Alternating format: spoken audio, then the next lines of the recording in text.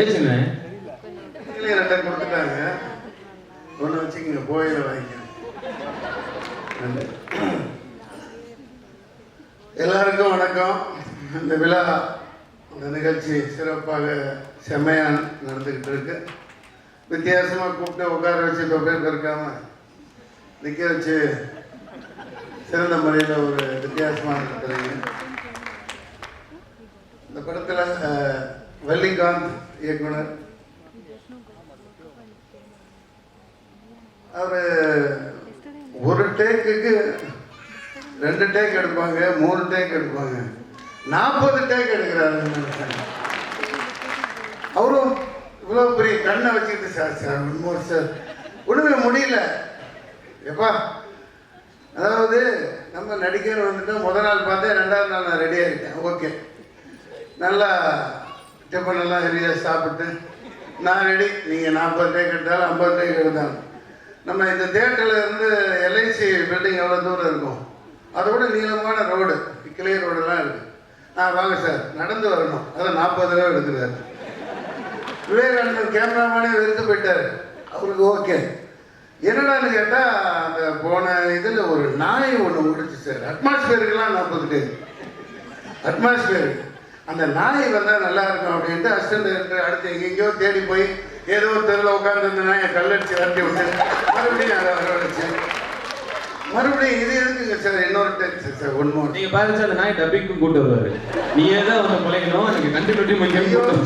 Dubbing அதை விட மோசம். இதில் ஏன்னு ஒன்று சொல்லியிருக்கேன்ல, அது 29 டேக்கு.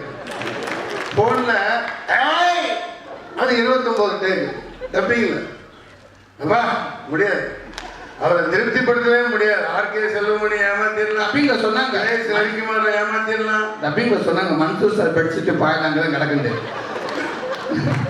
அப்புறம் கேளுங்க, இப்போ இந்த டேக் எதுக்கு அப்படின்னு கேட்டால், சார் சார் அதில் ஒரு புண்ணாக்கு வந்துட்டு ஒருத்தன் போனான் சைக்கிளில், அவனை போய் பிடிச்சி நம்ம அங்கேயே நிற்போம், அவன் நிற்க மாட்டான்ல, வீட்டில் டிஃபன் சாப்பிட்டுட்டு கூப்பிட்டு வந்து மறுபடியும் சைக்கிளில். அதாவது எது ஒன்றும் ரியலாக ப்ராக்டிக்கலாக இருக்கணும் உங்களுக்கு. அது வரைக்கும் திருப்தியே படம் ரியலாக வேணும். நல்ல வேலை இந்த படத்தில் ரேப் சீன் இல்லை உங்களுக்கு. இது நல்லா இருக்கு. அதுக்கப்புறம் அங்கேயும் வரேன், கல்யாணம் மாச்சார் சார்னு கேட்டேன், இன்னும் ஆகலைன்னு. அதனால ஃபர்ஸ்ட் நைட்ல செட் ஆகல. எத்தனை உண்மை கேட்க போறீங்களோ தெரியல. எப்பா திருப்தி ஆக மாட்டேங்கிறாருப்பா. என்னதான் நடிப்பை புரிஞ்சாலும் சார் சார் இது ரொம்ப நல்லா இருக்கு சார், சூப்பரா. ஒரு ஒன்மோர் பண்ணா இன்னும் கொஞ்சம் நல்லா இருக்கும். அதனால அப்புறம் நீங்க சொன்னீங்களே யாரு எனக்கு ஜோடி இருக்கே, கோவை சரலாமான்னாங்க. ஆஹா, அப்படியே ரொம்ப இன்னும் ஒரு 25 வருஷத்துக்கு முன்னாடி சொல்லியிருந்தா நல்லா இருந்திருக்கும். இப்ப இதுக்கே அப்படியே வட கூட விடவா அடிக்கத்தான் வைக்கிறேன் தவிர நடிச்சிருப்போன்னு சொல்ல வரேன். ஆமா மேடம் இங்க வரல. ஆமா, அது என்னடான்னா புருஷன் என்ன தொட மாட்டேங்கிறாங்க.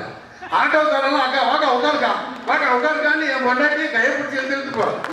அந்த டாக்டர் அந்த ஆஸ்பத்திரியில் வசீன் இருக்கா, கையை பிடிக்கிறான் என் பொண்டாட்டிக்கு. அப்போ நான் எதுக்கடா இருக்கேன் அப்படின்ட்டு அதுக்கே நேரம் சரியா போச்சு. அடிக்க முடியல இன்னும் ஏதோ பண்ணேன். இந்த மாதிரி நிறைய திருச்சியில் சரி இங்கே லொக்கேஷனில் ரொம்ப அனுபவிச்சு எடுத்தாங்க. பாண்டியராஜ் அவர் பட்டறையிலேருந்து நிறைய நடிகர்கள் உருவாகி இருக்காங்க. இந்த வள்ளிகாந்த் மிகப்பெரிய வெற்றி அடைவார். இந்த படம் உண்மையிலேயே செமையாக தான் இருக்கு. என்ன நம்ம நாட்டு நிலவரம் தான் நினைச்சு பார்த்தா மோசமா இருக்கு. காசு இல்லை, மழை பெய்ய மாட்டேங்குது, ஆறெல்லாம் வறண்டு கிடக்குது, விவசாயிகள் துணி இல்லாமல் ஓடிட்டு இருக்காங்க. நெடுவாசல் அவரும் பாண்டியராஜும் இத்தனை சென்ட்ரல் கவர்மெண்ட் அவார்டெல்லாம் வாங்கினாரு. இந்த படத்துக்கும் அவார்டெல்லாம் கிடைக்கும். ஆனால் என்னடா இது, ஆனால் ஒரு மண்ணின் மைந்தர், எதுக்கும் பயப்படுறவரெல்லாம் கிடையாது. உதாரணத்துக்கு யானை எல்லாம் முன்னாடியெல்லாம் பார்க்குறோன்னா நான் குழந்தைகளை கூட்டிகிட்டு இந்த ஜெமினி சர்க்கஸ் அந்த மாதிரி கூப்பிட்டு போவேன், அல்லது இந்த ட்ரிப்ளிகேனா அங்கே இங்கே கோயிலில் இருக்கும். இப்போ அவங்களே குழந்தைய கூட்டிகிட்டு வாடா மனுஷர்களை பார்க்கலான்னு யானைகள்லாம் வீட்டுக்கு வந்துடுச்சு. அங்கங்கே ஆசிரமம் நடத்துகிறான், அது பண்ணுறான், இருப்பான், இடமே இல்லாமல் இருக்கா. யானை எல்லாம் வந்து ஊருக்குள்ளே வந்துடுச்சு. இந்த மனுஷனை காட்டிட்டு போகலாம் வா அப்படின்னு சாப்பிட்டு போகலாம். இன்னும் கொஞ்ச நாளில் அந்த புலி சிங்கம் அதெல்லாம் வந்துடும். ஊருக்குள்ள வந்துடும். அப்புறம் நம்ம அரசாங்கம் ஒரு சட்டம் போடும். எப்பா வீட்டுக்கு ஒருத்தன் போய் புலி வந்து தேசிய விலங்கு, வீட்டுக்கு ஒருத்தன் போய் புலிக்கு பசி எடுத்துருங்க, நாளைக்கு சட்டம் போட்டாலும் போடுவாங்க. ஒன்றும் சொல்ல முடியாது. ஏன்னா கறித்தீங்க அதை கல்யாணம் பண்ணாத, கல்யாணம் பண்ணு ஆனால் குழந்தை குட்டி இருக்காத, எல்லாம் போடுவாங்க. நாளைக்கு போடுவாங்க. எது வேணாலும் நடக்கும். இல்ல ஆக்சுவலா உங்களுக்கு மட்டும் அந்த சட்டம் போட்டா போடலாம். உங்களை மாதிரி 4 பேர் இருக்காங்க. அப்பப்போ பேட்டியில் வேணாலும் உட்கார வச்சிடுறாங்க.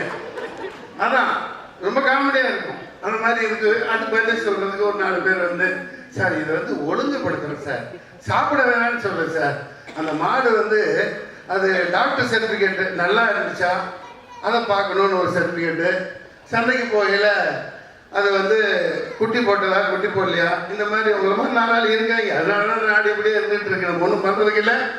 நிறைய பேசலாம் இருந்ததே, அந்த என் கையில் ஒத்தையா மையை கொடுத்து மாட்டி விட்டுருவாங்கன்னு பயமாக இருக்கு. அதனால கொஞ்ச நேரம் நிறைய பேசலன்றீங்களா? ஜெனரல் வரைக்கும் போயிட்டு பேசலையா? இன்னும் ஆரம்பிக்கவே இல்லையா? ட்ரம்ப் கிட்ட தான் நீங்க போல.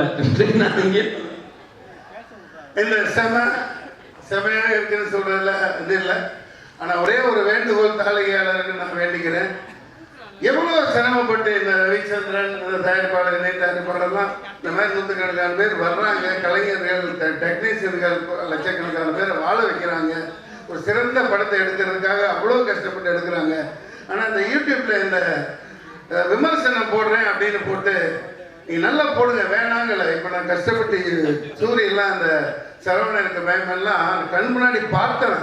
சாப்பிட விடலை, தூங்க விடலை, ஃபுல்லாக அவ்வளோ உழைப்புன்னு அப்படி உழைப்பு, அப்படி கஷ்டப்பட்டு போட்டி போட்டு நடிச்சு மலேசியாவில் இந்த குழந்தைகள் தேட்டரில் எல்லாம் பார்க்குறேன். விழுந்து விழுந்து சிரிக்கிறாங்க. ஆனால் அந்த ரிலீஸுக்கு 2 நாள் முன்னாடியே படம் குப்பை அட்டு தேடாது, அந்த ஹீரோனை சிரிச்சிட்டாங்க, எதுக்கு போட்டாங்கன்னே தெரியல. இதெல்லாம் என்ன கொடுமைங்க. படம் பார்க்க வர்றவன கெடுத்து குட்டிச்சுவராக்கி பார்க்க விடாம பண்றீங்களே, இது எந்த விதத்துல நியாயம்? இதுக்கு தயவு செய்து அந்த யூடியூப்ல போடுறவங்க தயவு செய்து யோசிங்க. சார் இன்னொருத்தர் இருக்கிறார் சார், என்ன மாதிரி தான் இல்லைங்க, இது கேளுங்க. என்ன மாதிரி சட்டை போட்டிருக்காரு. அவரு சொல்லியிருந்தாரு ஒரு விமர்சனத்துல, என்ன இந்த படத்துல ஹெலிகாப்டர் ஷாட்டே இல்லையே அப்படின்னாரு. இதுக்கெல்லாம் நம்ம எப்படி கேட்க முடியும்? அந்த படத்துல எதுக்கு போட்டாங்கன்னு தெரியல. நான் மேடையா இருக்கு, மைக்கு கையில இருக்கு, இல்லாட்டி வேற மாதிரி பேசிடுவேன். ரொம்ப அவங்க கூப்பிட்டு நடிக்க விட்டுருங்க. அவர் 10 பைசா, அதாவது அதனால ஒரு ஒட்டுமொத்த வசூலும் பாதிக்குதுங்கிறத யோசிக்க மாட்டேங்கிறார்.